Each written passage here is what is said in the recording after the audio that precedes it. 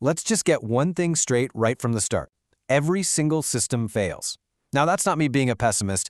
That's just a fundamental law of engineering. So the real question isn't if something's going to go wrong in your business, it's have you actually designed it to survive when it does? Okay, I know what you're probably thinking. My business should run like a data center? That sounds huge and complicated and maybe a little strange. But just hang with me for a second. The world's most critical data centers are all built on these core ideas of resiliency, redundancy, and recovery. And today, we're going to take that same big league thinking and apply it to a business of one. You know, when most of us start out, we're building on pure instinct, right? We're just reacting to whatever the day throws at us. But the goal, the real pro move, is to shift over to a system that's built by design. A system that keeps humming along even when you aren't there, pushing it every single second. That's the big idea we're digging into today. So here's our game plan. First, we'll get our heads around this big data center idea.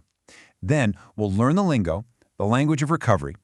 After that, we're going to look at 3 disasters that every solopreneur dreads and build a specific playbook for each one. We'll talk about how to make sure that plan actually works. And finally, we'll see how this all connects to a bigger framework for building a business that lasts. Yeah, disaster recovery sounds like something for giant corporations with massive server farms. But here's the thing. As a solopreneur, you are the server room. You're the CEO, you're the IT department, you are literally the entire workforce. So applying these principles isn't overkill at all. No way! It's what makes your business tough enough to take a punch when life inevitably throws one. Okay, so if we're going to build a real deal recovery plan, we need to speak the language first. And really it all boils down to 2 key acronyms that data center engineers live and breathe by, RTO and RPO. They sound technical, but they just help us answer 2 very simple but very crucial questions. First up is RTO, or Recovery Time Objective. This one is all about time. Think of it as the absolute maximum amount of downtime your business can handle before things get really, really bad. You know, before you start losing serious money or making clients really angry. It's your deadline for getting the lights back on. Next up is RPO, the Recovery Point Objective, and this one is all about data. It helps you figure out the maximum amount of work you can afford to just lose. So if your RPO is 24 hours, it means you absolutely need a backup of all your critical files that is, at most, 24 hours old. It basically defines how often you need to be saving your progress.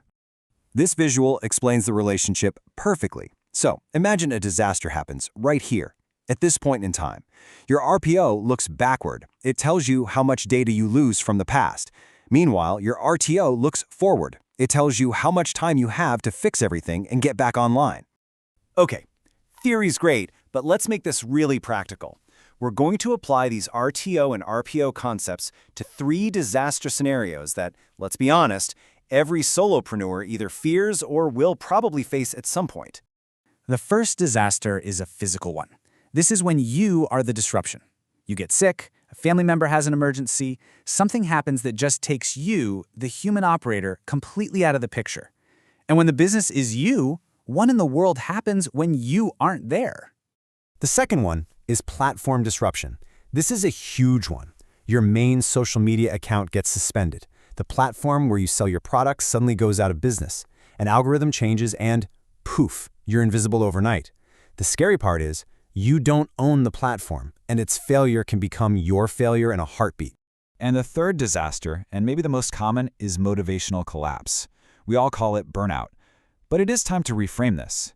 Burnout is not a personal failing. It's a predictable system failure.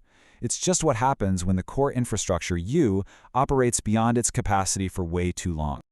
All right, we've identified the threats. Now for the solution. It's called a recovery playbook, and it's basically a set of pre-written instructions. The whole purpose is to eliminate high-stakes decision-making when you're already in the middle of a crisis. You don't have to think. You just have to execute the plan you already made. So, for that physical disruption, here's the playbook. Step 1, you activate your pre-made content buffer. Step 2, you do a quick check to make sure your email automations and things like that are still running. Step 3, you turn on an autoresponder for your clients. From there, you just do some minimal monitoring, and the system absorbs the shock. Now, if a platform goes down, the playbook shifts. First thing you do is confirm your backup channel is active. This is exactly why having redundancy is so important. You then verify you can still reach your audience through your email list, you send them a quick status update, and you start moving your operations over to your secondary channels that you control. And for motivational collapse or burnout, the plan is different. You don't stop cold, you just slow down. You let that content buffer you built handle the load. Reduce your manual work, and then, this is the most important part, you analyze the root cause. Was it a capacity issue? Were your priorities misaligned? From there, you can build a realistic, gradual plan to get back to a healthy place. Look, just having a plan tucked away in a document isn't enough, not even close. You have to know it will actually work when you need it, and that means you have to test it, keep it updated, and build real trust in your own systems. This is so important, I'm just going to say it flat out. A disaster recovery plan that has never been tested is not a plan. It is a wish.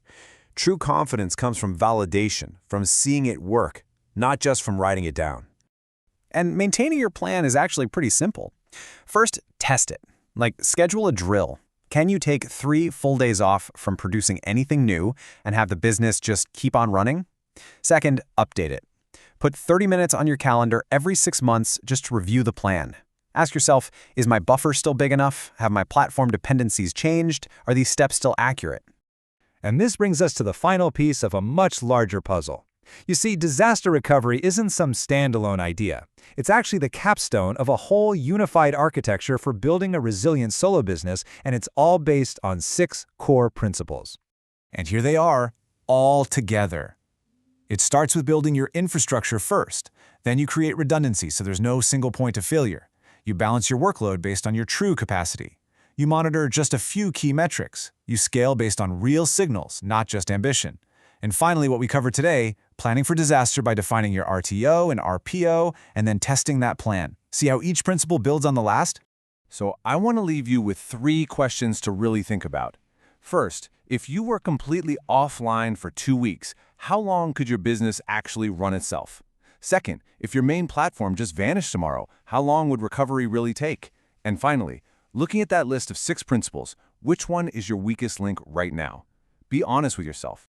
Ultimately, it all comes down to this. Are you building a business that requires your constant, instinctual push just to survive? Or are you intentionally designing a system that has a life of its own?